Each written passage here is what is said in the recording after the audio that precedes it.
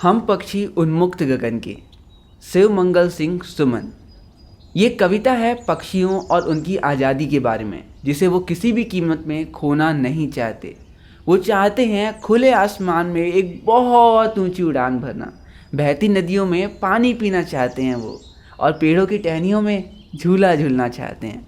वो कहते हैं हम पंछी उन्मुक्त गगन के, पिंजरबद्ध ना गा पाएंगे, कनक तीलियों से टकराकर पुलकित पंख टूट जाएंगे।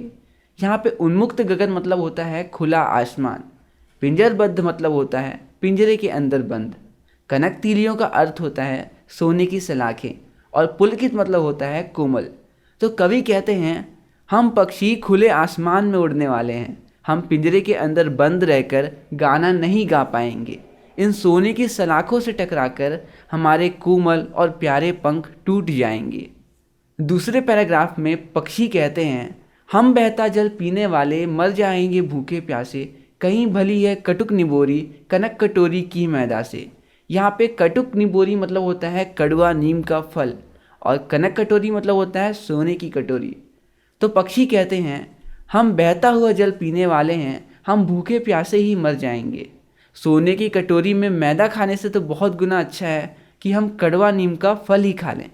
स्वर्ण श्रृंखला के बंधन में अपनी गति उड़ान सब भूले, बस सपनों में देख रहे हैं तरु की फुनगी पर से झूले। स्वर्ण श्रृंखला मतलब होता है सोने की जंजीरें, और तरु की फुनगी मतलब होता है पेड़ की टहनी। तो पक्षी कहते हैं हम इन सोने की जंजीरों में जकड़ कर अपनी रफ्तार, अपनी उड़ान सब भूल गए हैं। अब तो पेड़ की टहनियों में झूला झूलते हुए बस अपने आप को सपनों में ही देखते हैं। ऐसे थे अरमान की उड़ते, नील गगन की सीमा पाने, लाल किरण सी चोंच खोल चुनते तारक अनार के दाने। तारक मतलब होता है तारे के समान।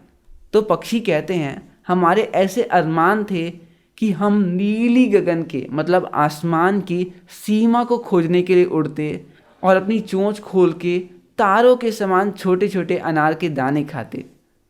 होती सीमाहीन क्षितिज से इन पंखों की होड़ा होड़ी, या तो क्षितिज मिलन बन जाता या तंती सांसों की डोरी। यहाँ पे क्षितिज मतलब होता है वो जगह जहाँ पे बहुत दूर पे आसमान और ज़मीन एक साथ मिलता हुआ प्रतीत होता है। होड़ा होड़ी मतलब होता है एक दूसरे से आगे बढ़ने का प्रयत्न करना, और तंती सांसों की डोरी मतलब होता है प्राणों को न्यौछावर करना। तो पक्षी कहते हैं हम अपनी पूरी जिंदगी वो जगह जहाँ पे आसमान और ज़मीन एक सा मिलता हुआ प्रतीत होता है, जहाँ पे वो एक हो जाते हैं, उस जगह को खोजते खोजते निकाल देते। हमारी पंखें एक दूसरे से लड़ाई करती कि वहाँ तक जाने में मैं आगे रहूँगा, नहीं मैं आगे रहूँगा। या तो एक दिन वो क्षितिज मिल जाता, या तो फिर उसे खोजते खोजते हम अपने प्राण न्यौछावर कर देते।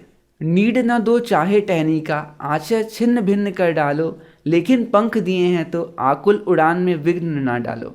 नीड मतलब होता है घोंसला, आश्रय मतलब होता है घर, और पक्षियों के शब्दों में कहें तो घोंसला, और आकुल उड़ान मतलब होता है बेचैन उड़ान।